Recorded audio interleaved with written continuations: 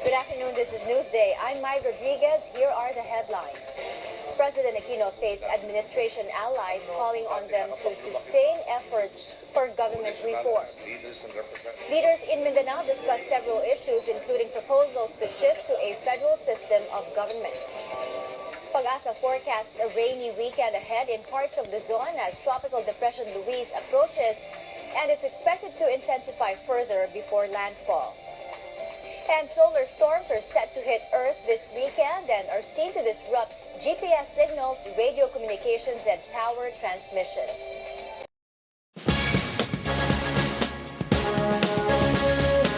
Sports news now. The International Premier Tennis League drew fans to the Mall of Asia Arena over the weekend. Patricia De Leon gives us the highlights, which featured some of the sport's biggest names. Tennis fans went wild over the weekend as their favorite international stars played in the three-day International Premier Tennis League at the Mall of Asia Arena. The IPTL format is quicker with new concepts that break traditional rules. They introduced the Happiness PowerPoint, where the receiving player gets 2 points upon winning the next point, a 20-second service shot clock, and a 5-minute shootout should a 5-all tie occur. First to 6 games wins. Players admit they struggled with the new format, but they are open to adjusting to the changes. The sound of the shot clock, it's like an alarm. I feel like pressing snooze all the time. It was a little bit faster and also a little bit more dynamic. That'll take some time to get used to. Home team, the Manila Mavericks, led by top seeds Andy Murray and Maria Sharapova, had a tough time in the first days of the Manila leg. The doubles tandem of Murray and Sharapova bowed to Rohan Bopana and Sanya Mirza of the Indian Aces on Saturday. Sharapova was handed her second loss in the hands of 2008 French Open champion Ana Ivanovic 6-3, who was just too consistent for the world number 2. Despite stunning efforts from the Grand Slam champions, the Mavericks won only one match. But the Mavericks bounced back on Sunday. Long but entertaining rallies wowed the crowd during men's singles matches. Murray had his first singles win for the Mavericks 7-5 against Nick Kyrgios. The two had a lot of powerful exchanges, which had to be decided by an intense shootout. We all wanted to try and win to finish the weekend, and I thought everyone, that kind of showed. Everyone performed better.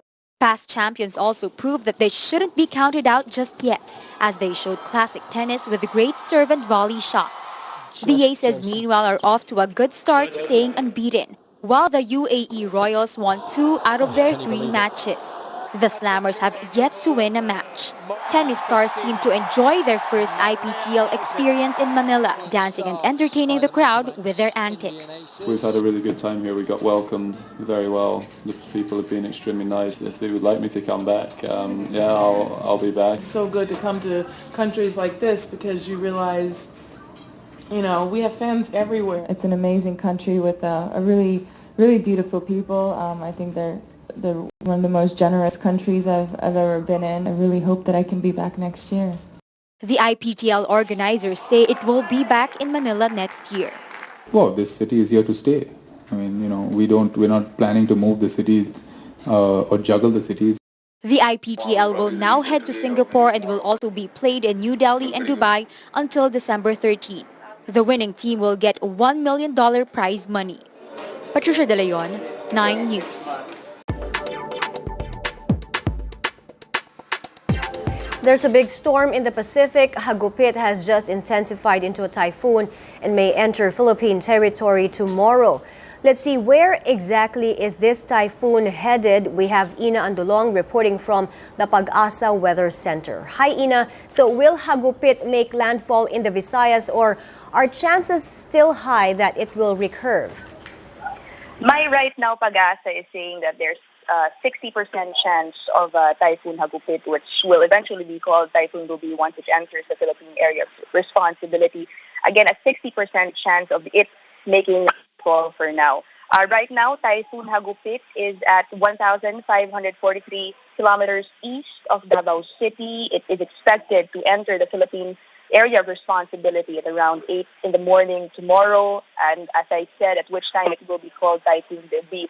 Now, there are reports, saying that Ruby or Hagupit could be as strong as Super Typhoon Yolanda. Just to give you a simple breakdown or a comparison, Ruby is expected to have maximum sustained winds of 160 kilometers per hour. Yolanda, had 230 kilometers per hour of sustained winds.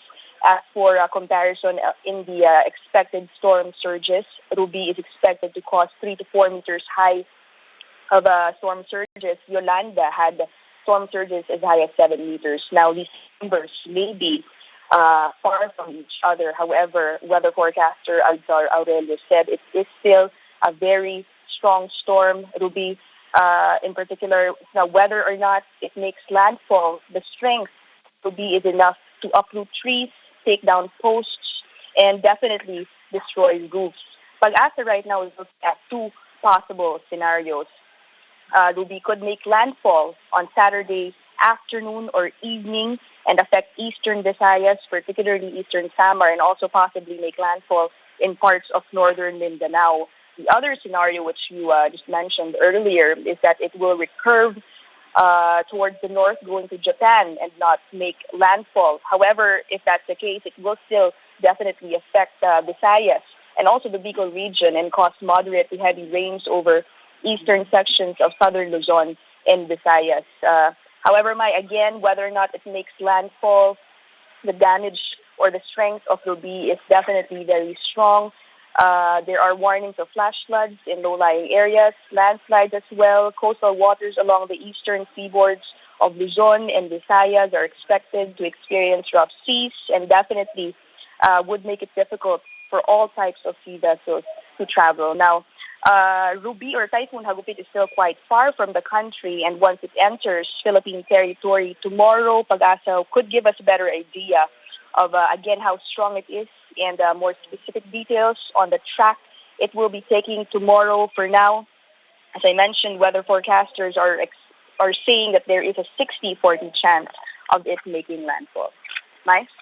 So, it's more likely now that Typhoon Hagupit or Ruby will take a west-northwest track and head for the Visayas. So is Pag-asa taking a closer look now at Tacloban or Samar and other areas there previously hit by Super Typhoon Yolanda, especially on the preparations in these areas?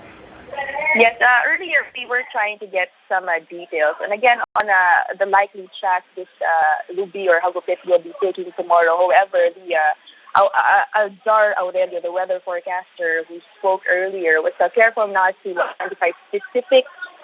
As of now, he said that it is still quite far. All he can say, he says, is that it will be heading towards eastern Visayas and eastern Samar, which, as we know, was badly hit by Super Typhoon Yolanda. And preparations are advised, of course, for those areas, especially in the coastal areas in that part of the country. Right? Ina, like you said, forecasters are saying that Hagupit will enter Philippine territory tomorrow morning. What are we expecting tomorrow? What are the effects of this typhoon, and what provinces will be affected starting tomorrow? Or will the effects of this typhoon be felt by Friday? Yes, by Friday, it is expected to move closer to eastern Visayas. And I mentioned by whether or not it makes landfall, definitely Ruby will be bringing with it strong winds and heavy rains. Again, eastern Visayas and also parts of northern Mindanao, possibly the Cagayan area. That's what we have so far. All right, thank you. Ina Andulong reporting to us from the Pag-asa Weather Center.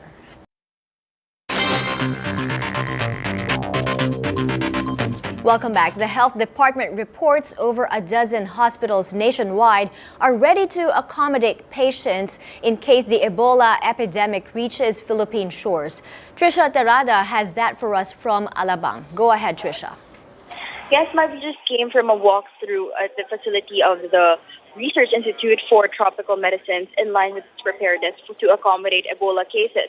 Patients entering the hospital will be flagged down by the guards to ask for the purpose of their visit. Those walking in for medical consultations or those who are potential Ebola cases from the Bureau of Quarantine at the airport or other hospitals will be directed to the screening area, a tent that has been set up near the entrance where nurses would carry out interviews. If a patient has traveled to Ebola-hit countries like Sierra Leone, Guinea, and Liberia, and some symptoms of Ebola are present, he will be considered a patient under investigation. Patients under investigation will be guided to the special triage facility for further assessment. If the patient is symptomatic, he will be taken to a negative pressure isolation room where he will be staying until test results show that he is already negative of the symptoms. There are 6 negative pressure isolation rooms and 3 intensive care units at the RITM. Isolation wards are also available to accommodate those who, or just in case there would be a spillover in the number of suspected cases. DOH Secretary Enrique Ona says there are adequate supply of personal protective equipment for the first-line health workers who have already been trained as well as in donning the PPE. And Secretary Ona said that Ebola is really highly infectious but is deadly. That's why